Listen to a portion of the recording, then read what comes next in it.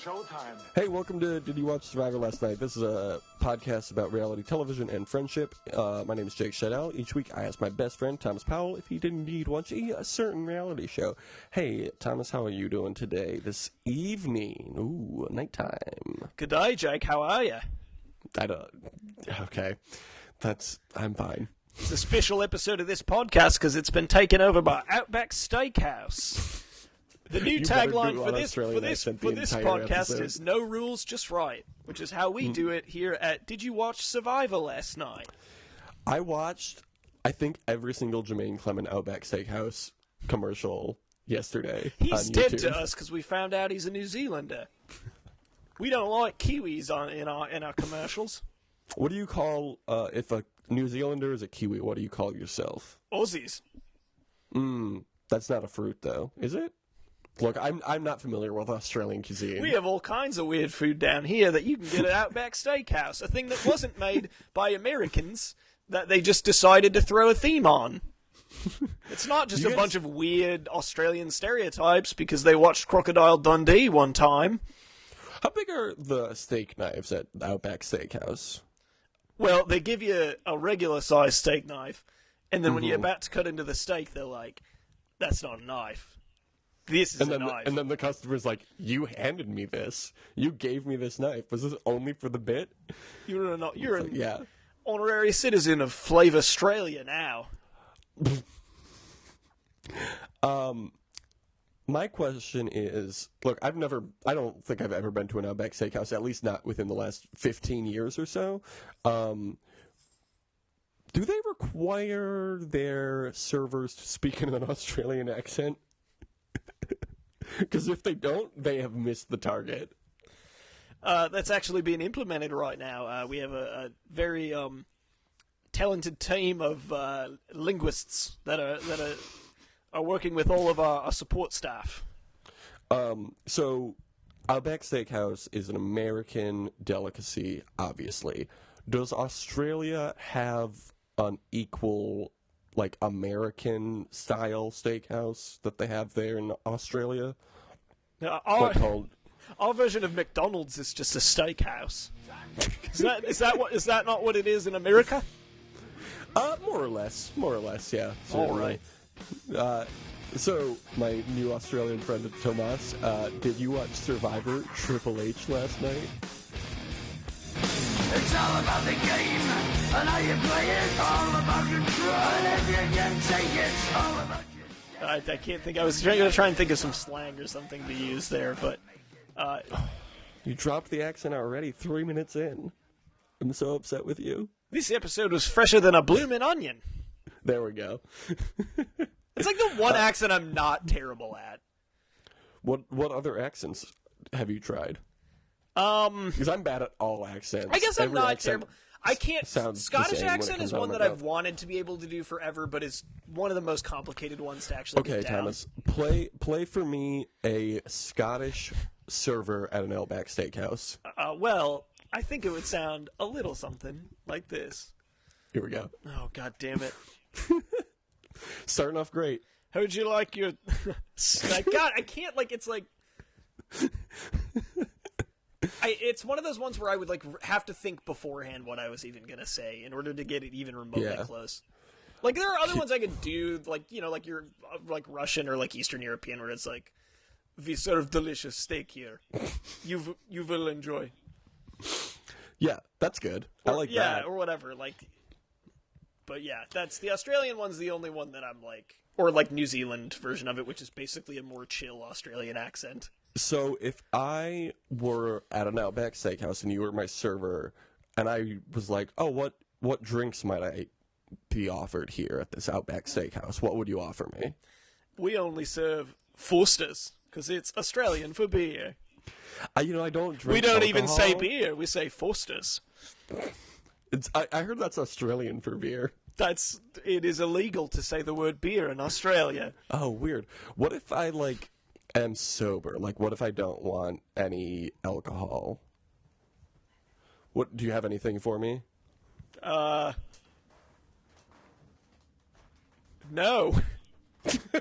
Noi. I was trying to get you to say water. Oh, yeah. Well, get you a nice tall glass of water. Okay, good. Yeah, that sounds great. This week's episode of Survivor Triple H was called Gettin, which Thomas said to me before we started recording, without realizing that was the episode title. What did you think of this episode title? It was an episode title. Accurate review. We start off on the Soko tribe, and Chrissy says she is dominating the social game of this tribe. Sounds pretty confident. Over on the Yawa tribe, Cole talks about tribe unity going into the merge, but Benjamin does not trust Cole. I like all this stuff because I skipped all of it because I knew, like, I could see what they were doing. They're setting up, like, this is how it's going with this tribe, and I was like, I know it's going to be the merge. None of this matters. Yeah. They got through it pretty quick, too, which I appreciated. I wish they would just start the episode, like, merge time. Here we go. Like, you're not tricking anybody. If you show in the next time on Survivor that it's going to be the merge, don't try and pretend it's not going to be the merge. We know. Yeah, because we didn't really get any major plot points from this, like, prologue. No, it's useless information. It's a red herring. Yeah. I have no need for it. Like Scooby-Doo. Yeah. I Googled something related to Survivor this episode when I was typing up the notes, and one of the results was, it had nothing to do with Scooby-Doo. I don't remember the exact wording I used, but Scooby-Doo was one of the results, and I was like, well, okay. I think it was something about idols, and I was like, I guess Scooby-Doo has hidden immunity idols in it now? I don't know.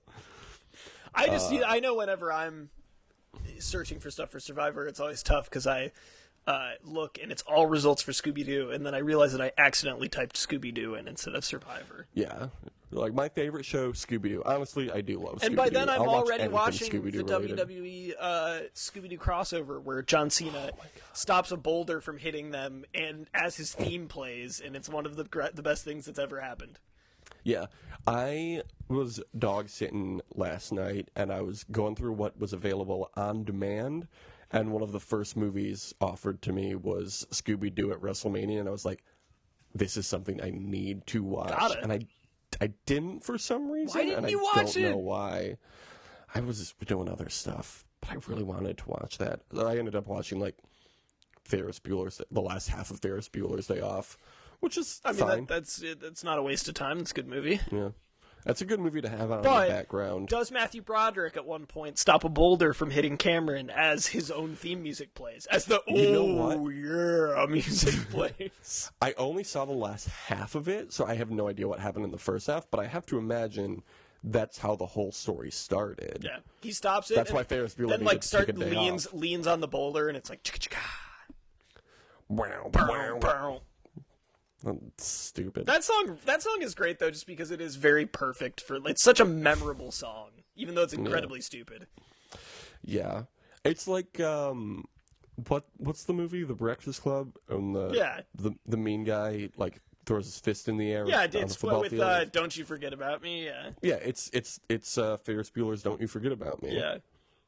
That was one of my favorite Futurama jokes. Was the episode where it shows Fry's brother after he gets frozen, when it shows Yancey, where he's like, he finds his Lucky Clover or whatever in the Breakfast Club soundtrack because Fry is like, I will hide it where no one can find it. And he hides it there, and Yancey's like, we can play this to clear everybody out. Futurama's a great show. Yes, it is. Bring it back. Comedy Central, bring back Futurama. You don't need to bring it back. Bring back Futurama. Bring back Family Guy. Make sure that the showrunner for new Futurama is Trevor Noah. Has Family Guy actually been canceled yet? Or, I mean, not canceled, but has it just ended? No. It's going They're to never soon. gonna end I think Seth MacFarlane, like, hates doing it and has for a while. Good. He's all about the Orville now. Oh, God. He loves his popcorn show. Yeah, but you know, though, the minute that it's off the air, there's gonna be people that are like, bring back Family Guy! Even though it's been on. It's insane to me now that there was a period of time, like, it feels like such a short period of time that it wasn't, between it first being canceled and it coming back and then just being around forever.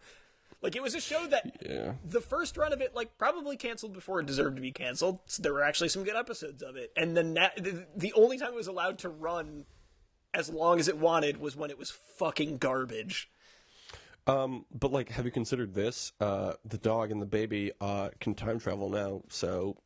Yeah, it was like in great shit. It was like in the original series, they had like one episode that was like a Brian and Stewie only episode, where it was like they did like a kind of fun little like they get lost and go on an impromptu road trip kind of thing. Like that's kind of fun. But then now, as with everything else, they need to beat every single scenario they've done into the ground. So yeah, but like Stewie is a baby that says bad words, and that's like very funny. Yeah. Have you thought about how funny it is when a baby says bad words and also the dog is there? I do like that they also like kind of dropped like the entire joke impetus for Stewie as a character, where it was like he's like an evil genius or whatever, and it just turned into him just being like kind of an asshole who also has a British accent. Yeah, was that ever explained? Did they ever? Why are we talking about Family Guy? Let's be done talking. We're about talking about bringing Futurama back. That's what. Let's bring back Futurama. Cancel Family Guy. Don't bring it. We already did that. We don't need to do it again. Okay, cancel every show that isn't this or Survivor. Well, that's what I meant by this. The only shows that should exist are Survivor and what's it called? Nathan For You. Yep, and sports. No, and sports. Riverdale will be the first one canceled. Yeah, fuck Riverdale. It's a bad show. Nationalize Riverdale. Tell Jess Riverdale's going to the gulag. Thomas says that Riverdale is going to the gulag. Keep all teen shows. Only teen shows forever. It's the only teen shows forever. Tell her that in my perfect TV world, they just run reruns of the OC instead. That would be good. In my perfect TV world, it's only reruns of Cheers and the first few seasons of The Office. And then, like, a fair amount of 30 Rock. And, like, Seinfeld also. Basically, my ideal television world is just, like, mid-afternoon TBS. Yeah. Mine is just reruns of the OC. Mine in no particular order. Yeah, so you can't follow any story. No, and you get mostly just the really bad, like, everything beyond, like, the first season and a half is mostly what plays. Like, the not actually good parts. So on the Lavu tribe, they're completely out of food, except for some leftover sugar from the coffee reward challenge. And then there's a really cool aerial shot of Devin laying on his back in the sand, and they, like, zoom out like it's fucking Breaking Bad or something. That was really cool. Was not the coolest shot in the episode. It would have been the coolest shot in most of them. What would you say was the coolest shot in the episode? Well, we're not to that segment on the show yet. Oh, is it a wildlife shot? Mm-hmm. Okay, I think I might know what you're talking about. Oh, hey, it's everybody gathers for what they assume will be another challenge, but then it's actually the merge. But before it's revealed to be the merge, Jeff is like, "How is everybody?" And they all in unison say, "Hungry." And then Jeff says, "Well, you can eat your buffs." And then they go, "That doesn't sound appetizing at all, but I have to because I'm so hungry." And then they all have to do the thing like where Werner Herzog ate his shoe. I don't know what you're referring to. He did like a whole event around it. It's worth looking up. It's really funny, but sounds like some David Blaine shit. It was based on some sort of bet he had made or something like that, but he decided to with David Blaine. No, he decided to make it like a live thing where he actually really likes cooking, and he talks about that in a very fun, weird Werner Herzog way. And he's trying to figure out ways to cook it, but he did it in front of like an audience and just said kind of like funny, self-deprecating things while he ate it. And other weird stuff where he's like, I am trying to, I am deconstructing this shoe. I am also trying to, it's just, it was a regular shoe? It was his shoe.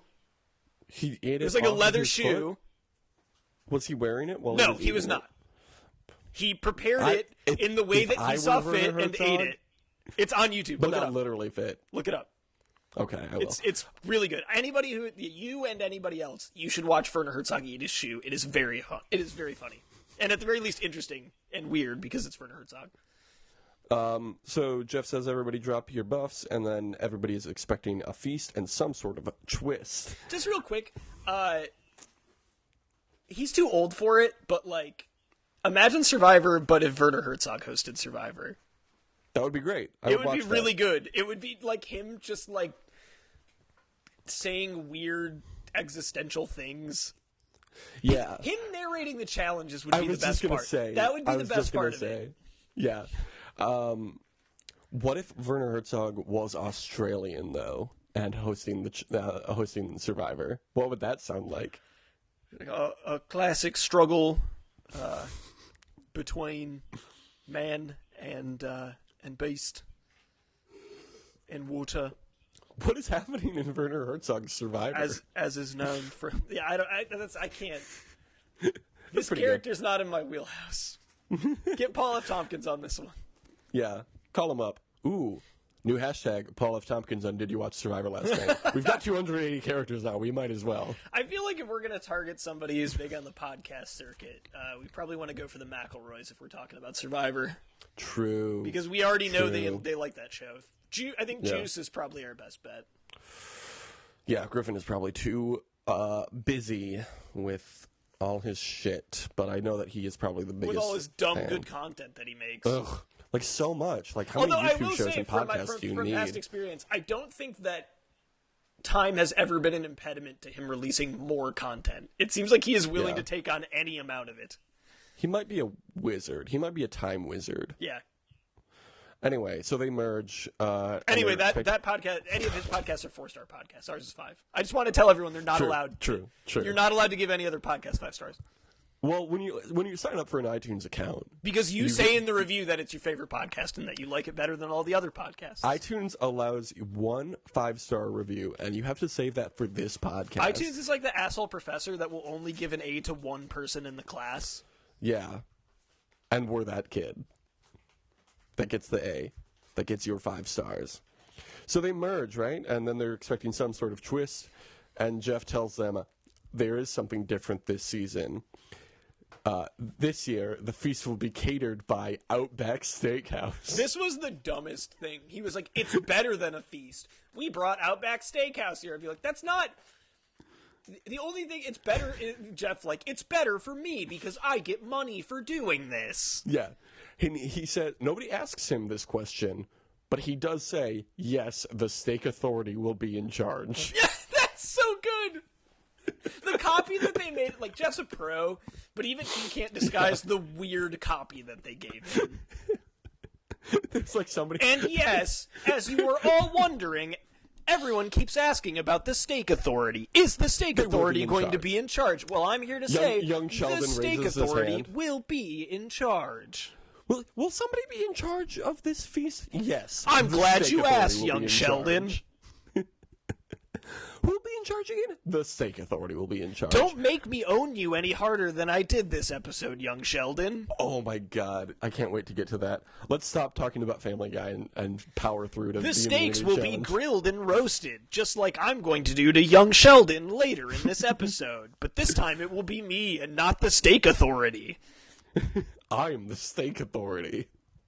When they go to Fiji's own Outback Steakhouse, whatever, Joni orders 2 steaks. Here's the issue I have with Outback Steakhouse sponsoring this episode.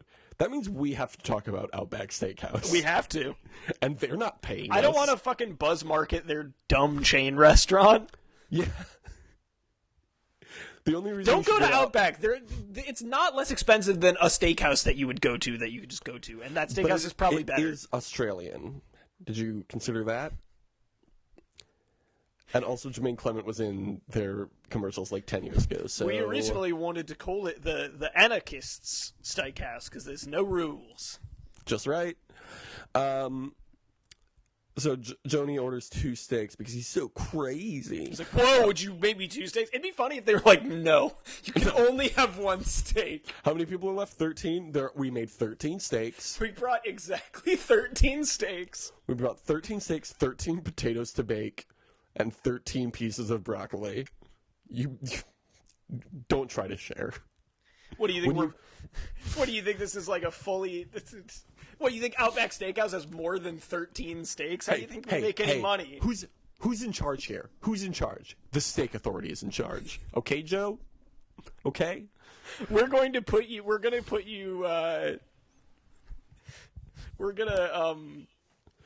Oh my god. we're gonna recondition you. Like, we're gonna put you in a thought crime cell until you respect the Steak Authority. Can we actually talk about how excited they were for Outback fucking Steakhouse? Like, they went wild for Outback Steakhouse. I think they were just excited. I think they were just excited for there being steak. Like, I think that's what it was. They were excited specifically for Outback Steakhouse. Joe was specifically excited. He shouted at them, "Will there be the lava cake?" And Jeff said something like, "Oh, the thunder from down under," or whatever it's called. Yeah.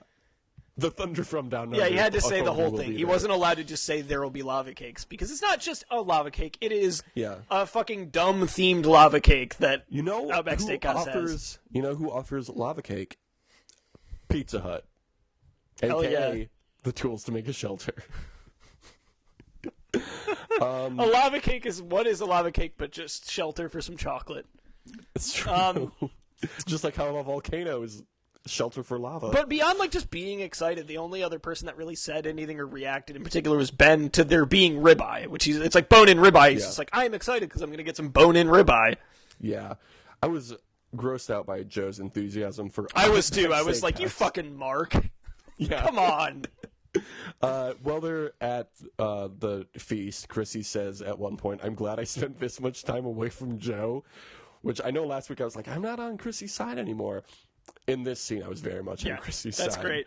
God damn it! I'm just imagining like what the worst possible examples of like chain food that they could have done is. Like, we've got you an entire platter of Jimmy John's sandwiches. Yeah. Well, what was it? Jimmy John's in Florida's? Was it Florida's show? The Real World show? Oh yeah, created? The Florida show. House. Yeah, Welcome to My House. Welcome to My House. Yeah, that's where you can only eat the Jimmy John's vegetarian club, which is the one that has like 80 pieces of cheese on it. You can they only have those, and also you have to sleep like upright, strapped to a board with no socks on. As Jimmy John's employees do. My House is playing. There's no trash, so there's just Jimmy John's wrappers sitting around everywhere. And My House by Flo Rida is playing all the time on a loop, and there's no escaping it. Fucking great. I fucking love this show. Why is it the thing yet? It's the best idea for a show. But yeah, like an assortment of Subway sandwiches. Yeah, I mean, I think it's pretty easy to just be like, oh, the shittiest fast food chain would be the shittiest feast. Like, I don't know. I'm not even saying so much that, because if they had just burgers from somewhere, it'd be like, oh, they're burgers. It's just the idea that you would eat like a shitty, like a budget sandwich or something like that. Like, it's like, we brought, I'm trying to think of we brought you a feast from Long John Silver's. Or like, we brought you some refrigerated 7-Eleven sandwiches. Yeah, I was going to say, a selection of gas station sandwiches. Yeah, we brought you gas station sushi. Courtesy of your friends at the convenience stores of Speedway. Entire thermos of Speedway coffee. I watched this on CBS.com, and I honestly don't think that there was an Outback Steakhouse commercial during the program. Because the commercial was the program. They didn't need to do any more advertising. But there was a commercial for a competing restaurant franchise, I think. I don't remember what it was, but it was like Longhorn Steakhouse or whatever, yeah. One of those kind of places. Like Logan's or something like that. Yeah, I don't remember exactly what it was for because I don't pay attention to commercials. We've created the only Logan's Steakhouse in Fiji. And the whole beach is just covered in fucking peanut shells. Yeah. Like, we brought you the peanut shells. We're going to make someone clean this up for minimum wage. It's going to be one of you. This is your prize this year. Your appearance fee will also cover you cleaning this shit up. Okay, so Joe tells them that he played an idol, and somebody very cleverly asks him if it was the blue idol or the yellow idol. And he says whichever one he got first, I don't remember. But then Chrissy becomes worried that he has another idol, and is just worried about Joe as a whole. Chrissy and Ben are happy to be back together. Fucking power couple, am I right? And then Ben is like, hey, fucking, like, let's chill with the being close to each other. You know, it's not a good look. They're going to come after us like we come after other power couples. Which is a good way to do it. Like, to be like, working together, Secret but to power not couple. be, like, all around each other all the time and very clearly working together. Mm-hmm. So they go back to camp. I'm really honestly surprised. Like, I remember when we were doing the like episode stuff, I was like, yeah, Ben seems like he might be okay. But then like you talked me, and with good reason, talked me into him being like, yeah, he might be a dick though. And I was like, yeah, he probably is. Yeah, he's actually real good. He's a good player. Like, he's good. He's a good player and just seems like a genuinely good dude. Chill dude. Yeah, I like Ben. So back at camp, they are gifted with tools to make a shelter. And you said it wasn't going to happen. You said, Luna, I'm going to get tools to make a shelter. You didn't actually pick it this week, though. Also, it wasn't part of a reward challenge. It wasn't part of the reward, yeah. And they also got beer at the merge feast, but it wasn't part of the reward. It wasn't part challenge, of the so reward. You didn't get points for that either. They there wasn't a reward challenge. They just rewarded everybody. No, they just merged, yeah. There never is, or usually never is when they merge. So Cole expects I don't know, man. I think I should get a point for the beer if there wasn't a challenge. They did get a reward. No. Nope. No. You have gotten points for so much less. I don't think so. So Cole expects there to be a clue for an idol or an advantage somewhere, but he can't find it because it is rolled up within the pack of nails. No one finds it, though. Can't wait for somebody to find that. Just imagining it buried among nails, or it's like, stick your hand into the death trap. How badly do you want this immunity? Well, I mean, you joke, but did you see previews for next week? I did. Oh, my God. That seems fucking nuts. Yeah, they need to fucking chill, this show. So Lauren and Ben talk about a Hustlers Alliance, and she totally lets him believe that she is going to stick with him, when in actuality, she is going to stick with the healers at this point, because she feels like they have a good relationship. Lauren playing a pretty good game right now. Yes, she is. She is also like a very subtle player. Yeah, she's gonna make it far, I think. Because like nobody's gonna come after her because she's a challenge threat. She isn't rambunctious enough to be like a strategic threat, and she is cool and collected enough that she doesn't seem like a social threat. And she's also like not bad at challenges. Like, right, she's not like she could win one. She could, yeah. But nobody expects her to. Yeah, but remember when she played softball for 25 years? Yeah, and it's they like didn't that. let her where it's throw like she is sandbags? capable, but people don't think she is. Mm-hmm. You picked good this week. This post-merge. Yeah. What was I gonna say? Are we near the show notes for the fucking idiot like bear in the tribe to wander over and just start eating whatever's in front of him? Oh, Cole. I feel like Cole is just like a big dumb bear who like wanders and eats out of a trash can. Like he's just like that kind of thing. It's just him like lumbering over like, oh, food. I guess I'll eat these cinnamon sticks. He's homeless, right? Wasn't that his thing? It's like a choice, though. Like, he's one of those guys, like, because there aren't homeless people that are used to eating 8,000 calories a day. Right. Like, he is one of those people that is like, you know, I just like living out of my car, but he gets paid for what he does. Like, yeah, living in a car. That's his job. Yeah, I don't know exactly. Whatever. But regardless, isn't he the one who like takes kids into the forest and teaches them about ropes courses or whatever? Yeah, like he does. Yeah, whatever that sort of counselor camp thing is. But yeah, like I mean, he's obviously like getting enough to eat because he's fucking ripped and says that he eats a ton. So it's like, he just has made no effort to like.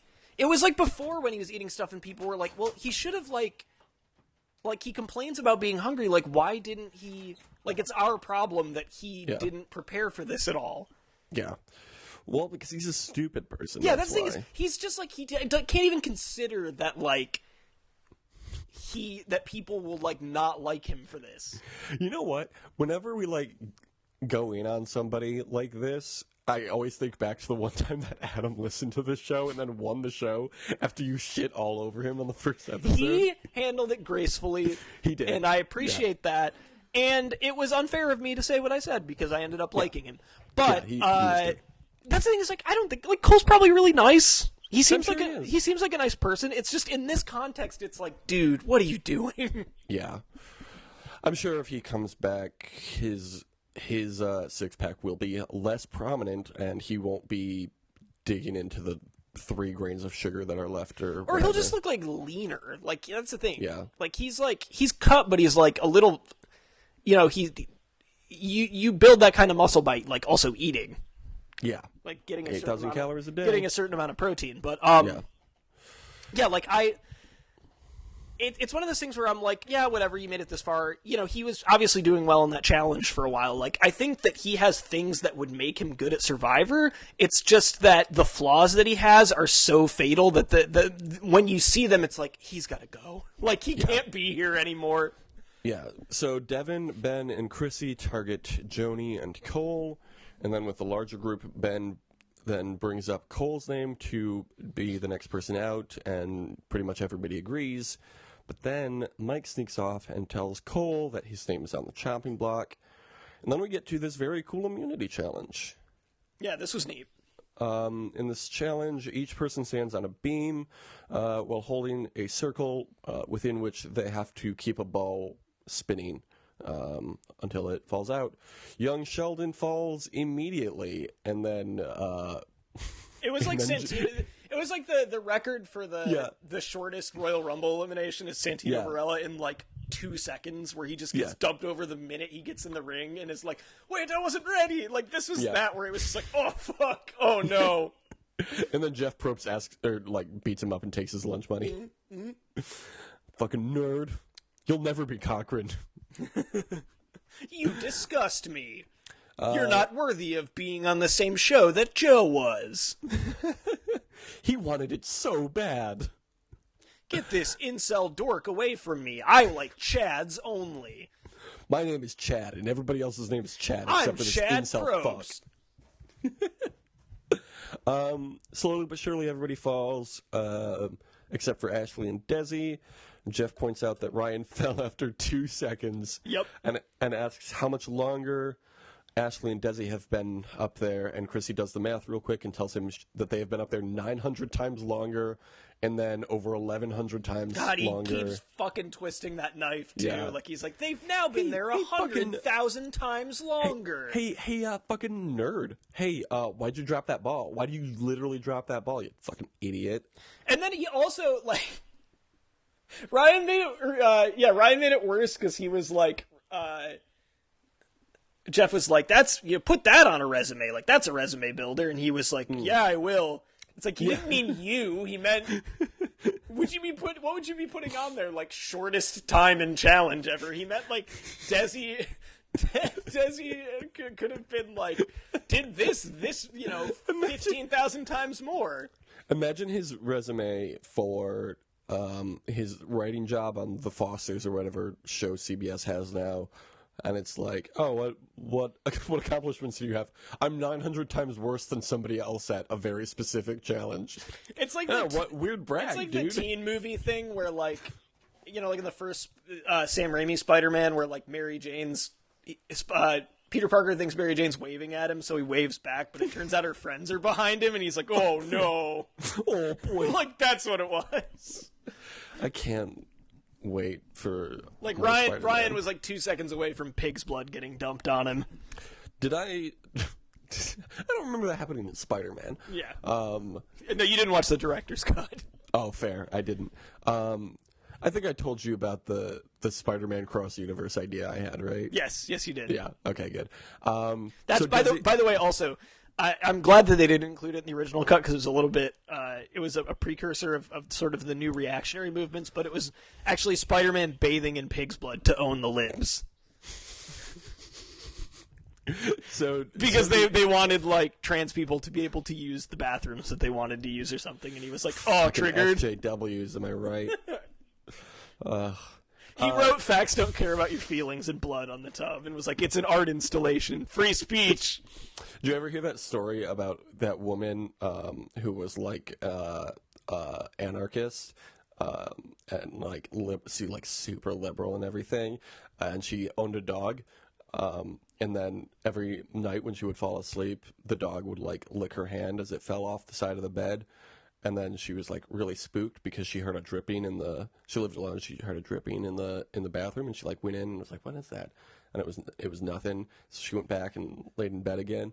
And then she like kept feeling the dog lick her hand, but then she kept hearing the dripping, and she was like, "What is that?" And she opened up the shower, and the dog was hanging from the shower head, and then on the mirror written in blood was "Facts don't care about your feelings." Oh no! Can't trust the libertarians got to the. Mm-hmm. Spooky story that everyone can relate to. So Desi ends up winning the challenge. Yeah, that was good. Yeah. Big fan of her. Did you picked Desi again, didn't you? I picked Desi after the merge. I think that's a good pick. She's good. So far, she has been doing great. She's a good combination of, like, not super active socially, but active enough and, like, like generally likable. And, like, she's not going to win every challenge, but she can win challenges like that. What if she did, though? What if she won every single challenge? The problem with that is she would have to at that point. That's like, you can't win almost every challenge because then people will vote you out. Well, if you won every single challenge and then it came down to Final 2 and there wasn't a jury vote and it was just like, who can stand on this log for longer? The thing is, if you won every single physical challenge, you would win the jury vote. Probably, yeah. If you would. win a lot of, I think you would win unanimously because at that point, what could you say? It's like you never put yourself in a position to be eliminated. Yeah, I mean, that's always a topic of conversation at the jury deliberation. Was like, how well did you do in immunity challenge? Because that's a big part of it. I mean, that's like the equivalent of like a fucking perfect game. Like you cannot, like, it would be ridiculous if someone won every single challenge and did not win. The equivalent of a perfect game in baseball. Or like bowling. Or a perfect Survivor game. Or in bowling, okay. Where it's like game. The goal is to not get eliminated, and you were never up for elimination. Yeah. Well, because perfect game is a phrase that people will use when talking about the game of Survivor, which would be you never got a vote against you throughout the entire game, and then you won every single jury vote. And I think it's only happened like 2 or 3 times. Yeah, see, that's that. But this would be basically that because you couldn't get a vote cast against you because you would have the immunity idol every time, and I would hope that you would win unanimously in that case. Yeah. Okay, so back at camp, Cole apologizes to Ben for his bearish food intake. Ben acts all buddy-buddy with him, but still wants to take him out. Joe is also aware that he's a target, and Cole tells him about the Strong Five, who are the healers? Oh, no, it was whoever Cole's new tribe was, right? Mm-hmm. Who fucking cares? That's the thing, the alliances at this point, like, most of the ones getting discussed are not going to matter. Yeah. I mean, I think the alliances that are important at this point are Ben and Chrissy. Ryan and Chrissy. That's about it, right? But also, here's the thing again. They haven't done a good job of highlighting anybody other than, like, those 3. No, they haven't. And Joe. Yeah, the editing has been pretty bad, honestly, this year. Yeah. Maybe that's just from a dearth of material to work with, but they just haven't set up anything interesting. Well, I mean, yeah, there's so much you can talk about a healer. There's so much you can say about a hero. There's so much you can say about a hustler. Always hustling. Those editors hustling to get the episode out and be decent, but oops. You know, like they say that a hero can save us. I'm not going to stand here and wait. Throw it back to the original Spider-Man there. Love it. Spider-Man Homecoming, right? Yeah. That's the only era that you could play a fucking Chad Kroeger song with also the lead singer from Saliva and have people be like, yeah, this is cool. Yeah, like it being like a normal thing to have and not like kind of embarrassing. Did they... After the Mark Webb Spider-Man, didn't they talk about bringing Sam Raimi back? I would have been fine with that. The only Honestly, Sam I Raimi would ones, too. like the third one is not good, but it is interesting because it is like very much a Sam Raimi movie. Where there's a bunch of weird shit in it because he didn't want to do it anymore and just did whatever. Like, they made him do stuff like put Venom in it when he didn't want to, so he was like, well, I'm going to have some fun making this then. Yeah. Here's this scene where Peter Parker dances and does weird shit. Like, fuck.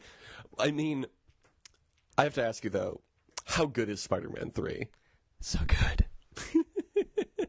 God damn it. That movie is such a goofy mess. Like, at the time, I hated it because the context of it coming out after Spider-Man 2, which was, like, good. Like, it's still a contender for best superhero movie of all time. Like, everyone was very excited for Spider-Man 3, and then it was a giant mess. Yeah. So, it was... But, like, looking back on it, it's like... I would love to rewatch You know, it. I'd much rather watch something like that than, like, one of the fucking Fantastic Four movies from that time. Yeah. I would love to watch...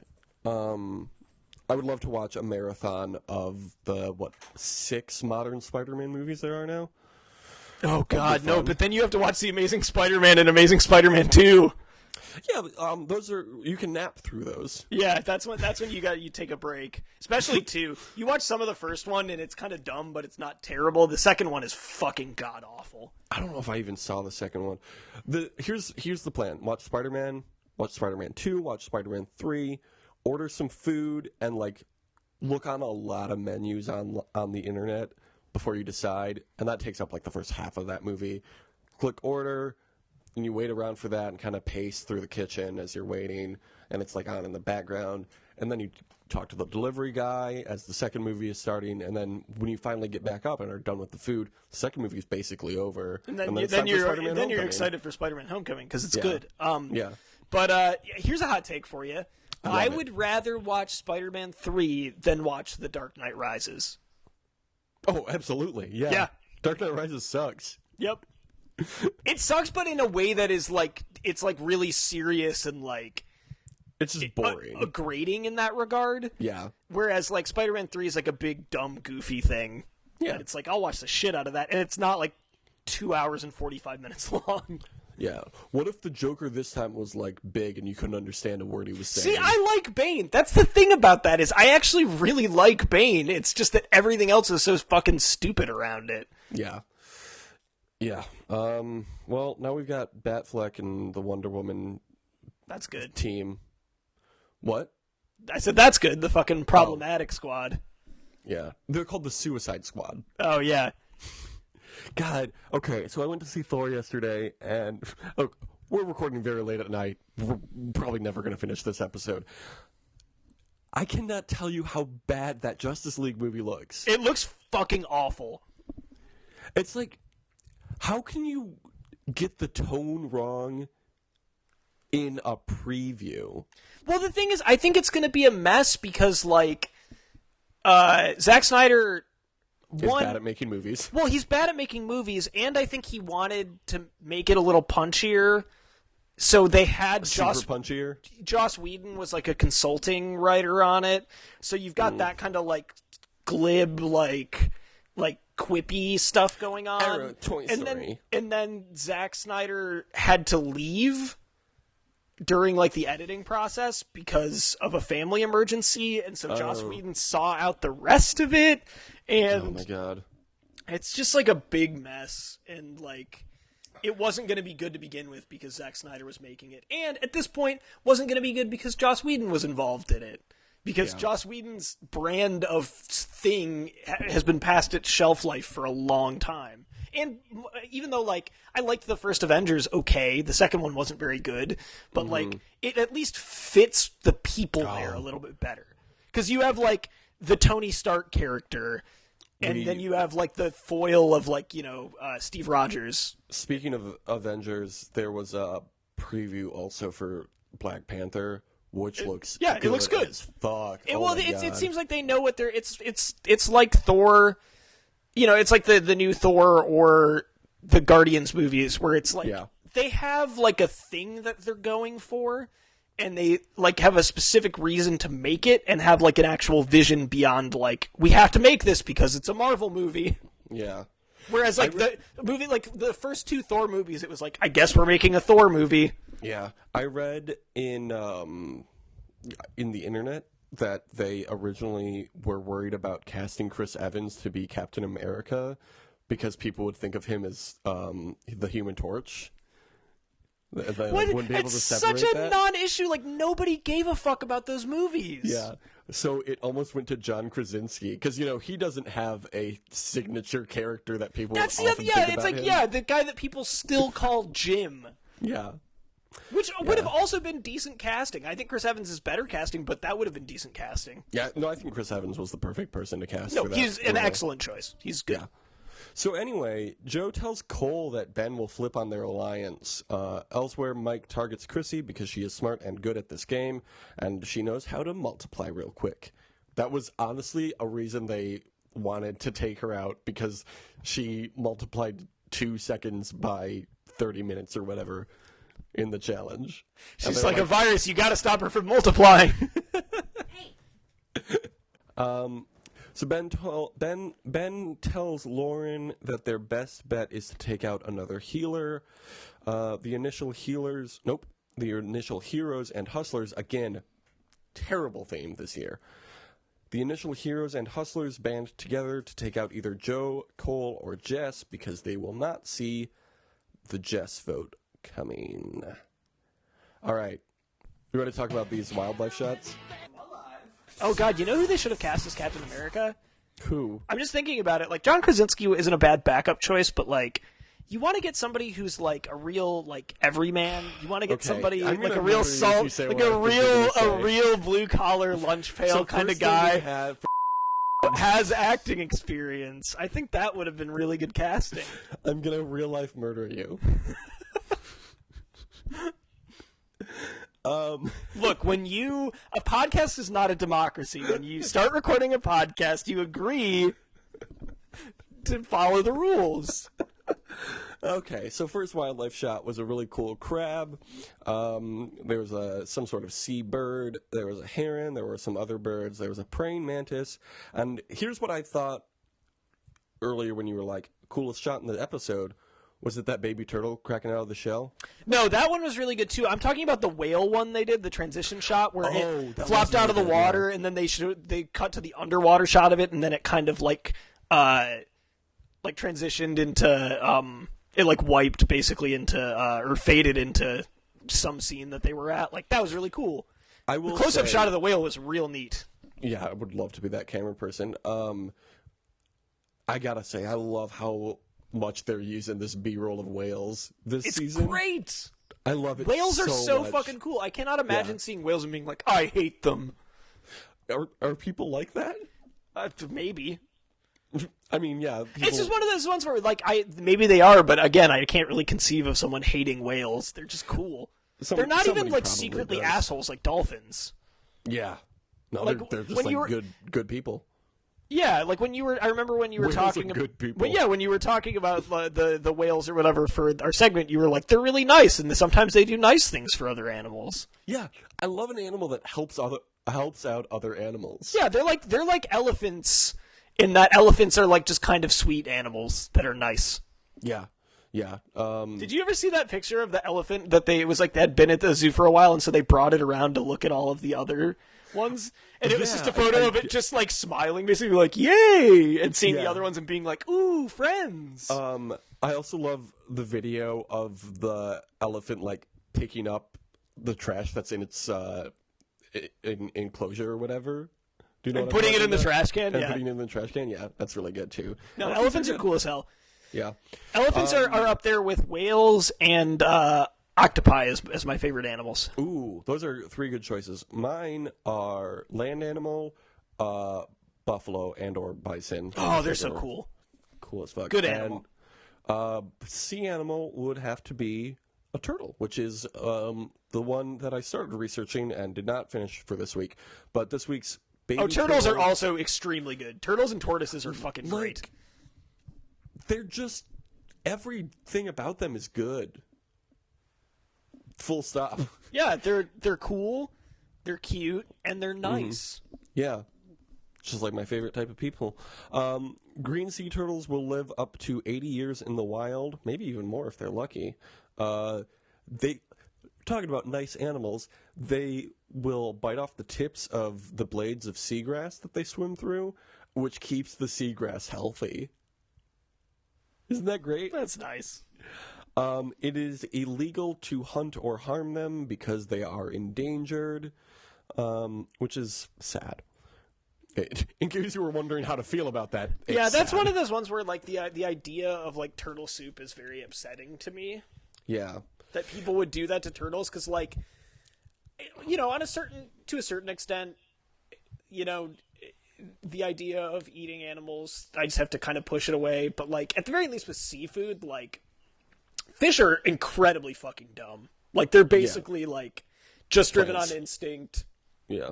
Yeah, they're not really there. But, like, turtles are, like, smarter animals. Yeah. And also are just, like, so, like, just wonderful animals. I can't imagine why you would want to kill one. There was a whole subsection on their Wikipedia page that was just about their intelligence. Yeah. They're, like... It's like, well, yeah, they wouldn't list that if they were stupid. They're good. Yeah. Whereas, like, fish are, like, literally, like, they're like a beginner tutorial on what the food chain is, like, brought to life, where it's just like, well, that one's bigger, so it eats the other ones. Yeah. My dad's aunt and uncle had a cabin, or like a cottage that we would go to on this small lake in Michigan, and we would go there every 4th of July. And one of the things they had was like a metal bucket. I feel like it might have been just like a empty keg or something, but it was like it had fallen into the sand underwater, and that's like where they would keep turtles that they would find in the lake. And one time, one of my distant uncles or something came up to me as I was like looking at them and was like, "Oh, we could take one of these and make some turtle soup." And I was like 8 years old at the time. I was like, "Why would you do that?" Yeah, there's certain animals where it's like, and I guess it is a little hypocritical in a sense, but it's like, even with certain fish, it's like if it was like, I want to eat that clownfish, I'd be like, fuck you. Do that. Those are cool. Those are not even that. They're just like cool. Yeah. Yeah. I mean, it's weird. It's obviously a personal decision, but like where you draw the line on eating animals. Yeah. Like I don't ever want to eat an animal that is endangered. No, never. Or that, I mean, yeah, I think most people would say that, but like I try not to eat beef ever because it like is destroying the ozone, like beef consumption. Yeah, like I'll eat chicken like no problem. Like who gives a fuck about chickens? I mean, I guess Ty did. There was like 2 whole years of this show about that. Chickens are of the you know, most consumed meats are like the thing I have the least guilt about eating, because they are like, they can be really sweet, but they can also be just like weird and cruel and just like peck the shit out of someone for no real reason. Yeah. Like not like people, they're nice to people, but they're just really shitty to each other a lot of the time. And they're just so versatile when it comes to food. Yeah, that's true. Put anything. Lemon pepper, regular pepper, salt. Like, I think pork so might spices. be... Pork is probably my, like... And pork products is probably my favorite, like, type of meat. Mm-hmm. But I also feel kind of bad, because pigs are smart, and they're... Yeah, pigs are... They're like, empathetic. Notoriously very smart. Yeah. And so cute. Also very cute and nice. The problem is that they shit, like, more than any other animal ever. Even more than rabbits? Probably not, but they shit a ton. Whenever anybody's like, I want to get a pet rabbit, I'm like, okay, have fun cleaning up shit for the rest of your life. Get ready for that shit. Yeah. Last fact about the green sea turtle. In Hawaii, it is considered a symbol of good luck and longevity. I like that a lot. That's good. I like turtles and everything that comes with them. When I think this was before moving to Rockford, so when I was still in Grand Rapids, our class had a pet turtle, like the class pet. But it was a snapper turtle. No, why would you do that? I don't know. But then somebody took it home and lost it. Good for that turtle. Yeah. But yeah, that's like, Why would you even take that? Like, it's not that I think that there's anything wrong with snapping turtles like existing, but like, why would you be like, yeah, we're putting this with a bunch of elementary school children. There's no way this can go wrong. I also don't know if it was actually a snapper turtle or if it just had a long, sharp tail, and somebody just was like, "That's a snapper turtle" to like scare us because kids are fun to scare. Could be. Kids are fun to scare. Yeah. Okay, let's talk about this fucking tribal council that's shit show of this shit show. Jeff This has been a season of like very bad tribal councils. Well, when promoting the show, Jeff Probst was like, the last third of the season is going to be crazy. You're not going to know what to expect. It's like, the last third of the season better be fucking great because the first third has been boring. Yep. Has been not good. Jeff asks why everybody is nervous when coming to tribal council, and Joni calls bullshit because he's only heard 3 names all day. And Jeff is like, well, why doesn't anyone ever say at tribal, I trust you and I'm not worried? So Cole, a person who is on the chopping block, says to Joni, another person who is on the chopping block, I trust you and I'm not worried. I mean, good luck, guys. Cole really is, like, the only thing he really provides is, like, sometimes he's good at challenges. Which is useless now to everyone else because it's an individual game now. Like, that only makes him a threat now. Because at least, like, JP doesn't actively do dumb shit. Oh my god. Okay, speaking of JP, the Survivor fan jury group that I don't know why I continue to follow posted a picture and it was like, what if this is the final 6? And it was JP, Lauren, Ryan, Joe, and Devin and Ashley, I think. So, like, the least interesting people. I was going to say, I'll stop watching if fucking Joe and Ryan are in the final 6. Yeah. And they were like, what if this is the final 6? And I was like looking at all of them and they're like, oh, what are the redeeming qualities of each of these people? Like, why would I keep watching? And I was looking at JP and I literally forgot who JP was as I was looking at him. It's a pretty accurate assessment. Every time I see him, I'm like, oh yeah, that guy. He's still on the show. When I'm thinking about, like, oh, what's going to happen next? Like, what's happening with these people off screen? At no point am I ever like, JP, wonder what's going on there. I mean, when we're talking about him, I am just generally like, what's going on there in JP's whole thing, but never at any point in this. Because he's good at challenges. That's how he's gotten this far. Okay. Yeah. Okay. Joni says he doesn't trust anyone because he's so hardcore. And he says people are generally like, I'll vote with you this tribal, but next tribal, deuces, which... Like, Joni, I mean, cool, but we're not saying deuces this season. This season's a trips season. We're saying trips at the end for Triple H. So remember that for next time.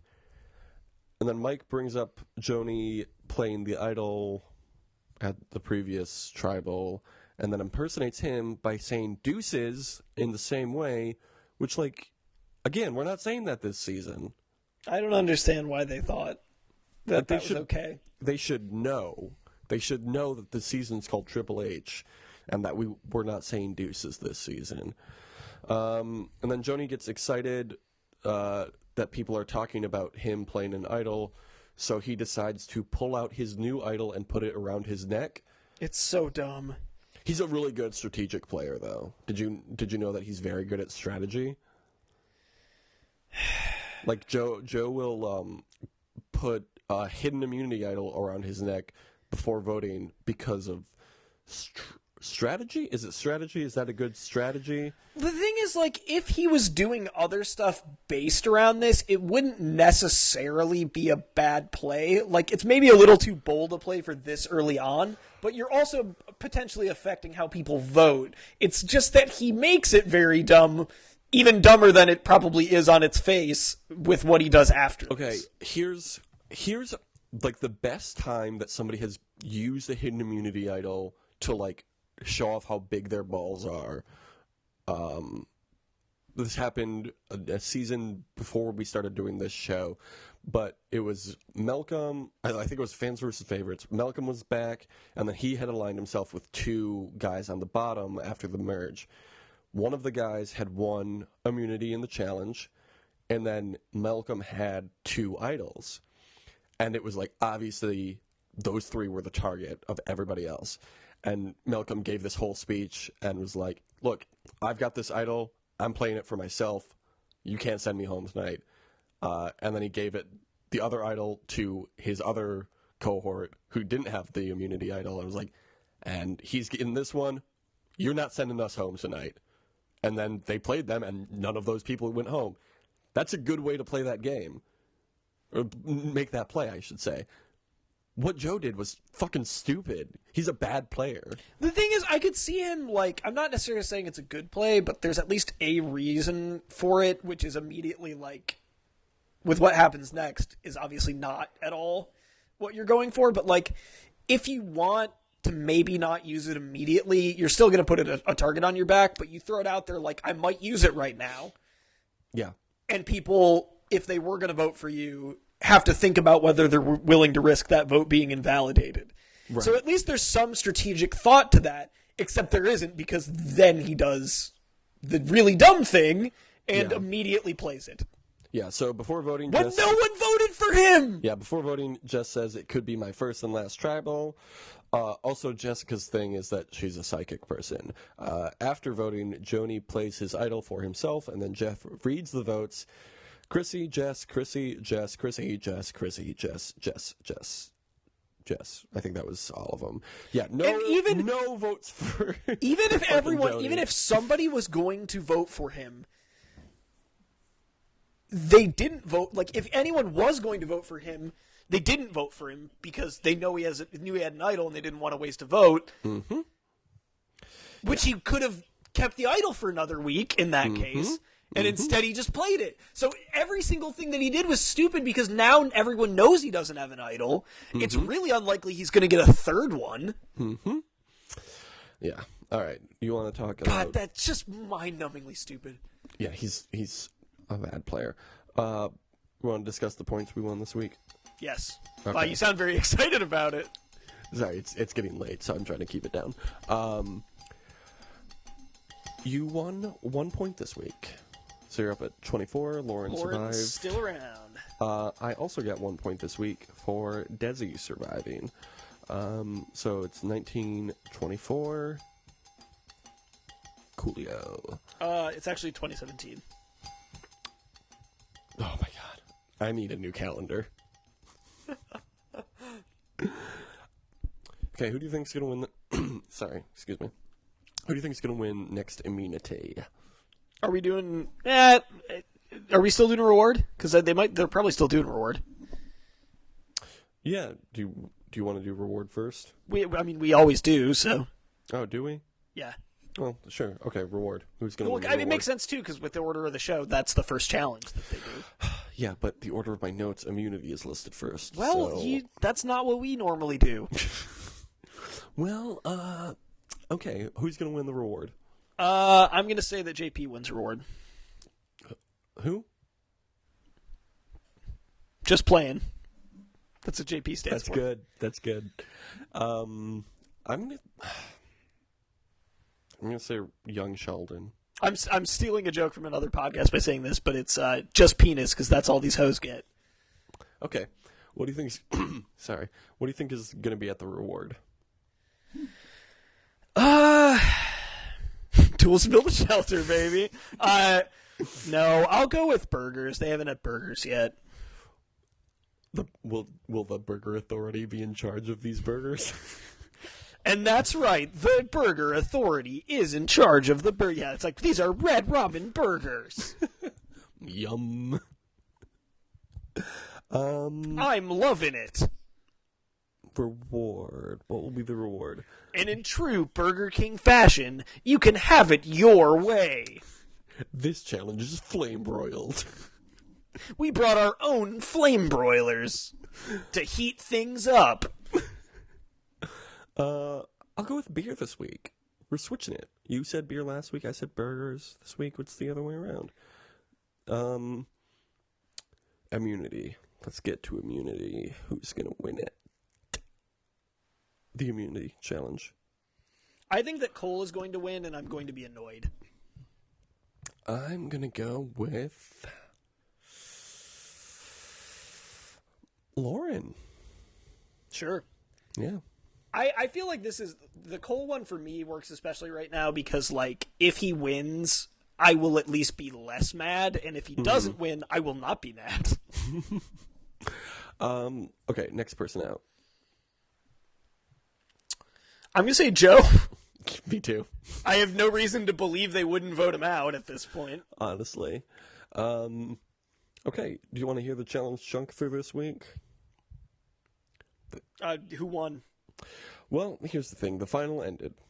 And then TJ told them, oh, you don't get to learn the winner this time. You have to come to the reunion to find out who won. What? And the reunion is airing this week now. Why would they... Man, this really is a garbage season of the challenge. Also, apparently the reunion is 2 parts. So we probably won't even find out until next week. This is in the whole season. It's just not having things, just stringing you along. Do you want to hear what happened on the latest Are You the One? Yeah. Are they still really bad? Yeah. They didn't do a matchup ceremony, but they are now 7 weeks in and still have not found one perfect match. Are you familiar with the Netflix series Terrace House? How could I not be? Yeah, of course. Zoe Quinn on Twitter this past Oh, week I saw this, described Are You the One as Evil Terrace House, and I was like, yep, that's right. That's good. All right. At this point, I usually say use the hashtag TJ on Survivor. We have a definitive answer from TJ Levin himself. Really? He has finally chimed in. He said, no thank you, but thanks, haha. So we need a new hashtag. All right, TJ. He's a busy man. I appreciate that he at least... He's got the whole challenge to host I appreciate and all those murders to and commit. all the murders. He's still on the run from the law, so I appreciate that he gave us an answer, though. Yeah. Although, on a related note, remember 800 years ago when we were trying to get Johnny Bananas on Survivor? Yeah. Well, he's not quite on Survivor, but he is rumored to be on the cast for Celebrity Big Brother. That's not surprising at all. Yeah. The minute that you started saying that, it's like, oh, he's going to be on Big Brother probably. Yep. Because they've had people from Big Brother on, or they're going to have people from Big Brother on that show, right? Yep. So it seems like it's a crossover challenge that they're doing between both shows. Yeah. So we need a new hashtag. TJ's out. Got too many murders to do. Here's my thinking. CBS and MTV are working together now to cast people. Great. So my thinking is, I brought this up a few weeks ago. What about Michaela going on the challenge? I would be very hashtag Michaela B on the challenge. That'd be great because she would just destroy. Well, she would be really good at it, and she would also kill everyone. Yeah. Oh, that would be good. That's a good subplot. Her being imagine her interacting with, thankfully not interacting with Camilla at all, but interacting with the people on that show and having to fucking talk to them. She would just want to murder everyone. I almost feel bad putting her in that position. Yeah, but I want to see her win. I want to see her win real good. So do you want to use that for our new hashtag, or do you have somebody else you want to get on Survivor? Let's go with, I don't have a better answer, so let's go with that. I feel like it's going to be easier for us to get a person from Survivor to do the challenge than the other way around, since the challenge is just open to everybody now. Yeah, hashtag Michaela B on the challenge. I almost said Survivor. She's done that twice already. I wouldn't mind her being on Survivor again, but... Third time's a charm.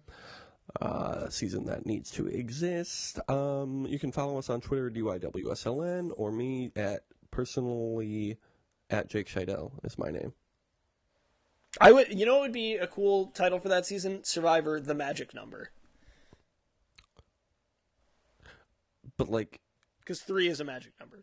Yeah, but how many people are going to get that? Me, because I thought of it and it's good. Okay. What's your Twitter handle? Tom Not Tom. Cool. Okay. Follow me. Email us if you want. If you're Michaela and you want to email us, do it. If you're not and you want I to like that email you're us, saying also this do it. like we would like that would mean that she would be on the challenge. Yeah, basically. We actually have been running the challenge this whole time. Yeah. We've been doing a terrible job. We've been running this MTV show since we were 9 years old. And we haven't gotten any better at it. Well, yeah, you're right. Shoot us a review on iTunes. Listen to my other podcast called Popular We've already Vultures. said this, but 5 stars only. Yeah. Also listen to Pop Vultures. 4 stars because it's not this podcast. That's fine. It's also called Popular Vultures, not Pop Vultures, because 800 podcasts already have that name. This week we debated Colossal, the Anne Hathaway movie, and Sicario, the Benicio del Toro movie. Also, I guess it's an Emily Blunt movie. Either way. Also, find every single podcast that is actually called Pop Vultures and give all Give of it them 1 star. Yes. Good. Yes. New campaign. All right. And that's a long one. All right. Have a great summer. Trips. Evolution is a mystery, full of chains that no one sees. Clock makes a fool of history. Yesterday's too long ago. Don't agree with what I know. Tomorrow got no place to be.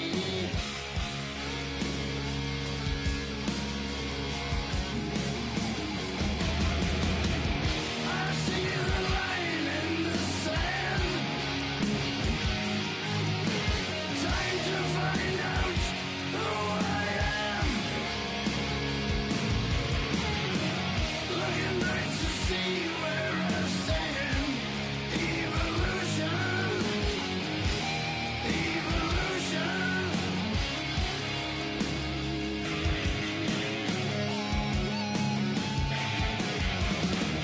See my reflection change.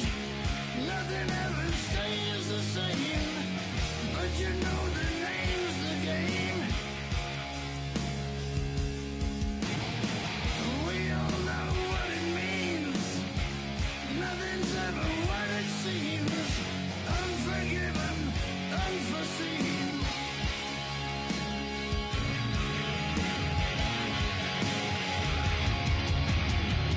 I see the line in the sand.